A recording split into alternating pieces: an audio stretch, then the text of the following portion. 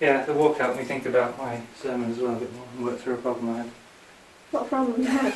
Understanding what a verse meant. I see. I'm just looking at that. I wanted to see if I could do it before turning to the commentaries. Okay.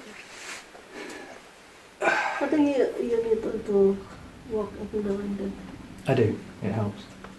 Well, I prayed to God to help me understand the passage and thought about it, and then He gave me understanding. So it was good. Mm-hmm. It's exciting when that happens. Rather than, just cheating and opening the commentary straight away.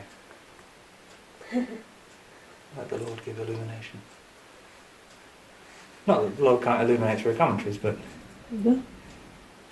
could you move it a little bit away from the bookshelf? It's pressing on the bookshelf, but Like this? Yeah.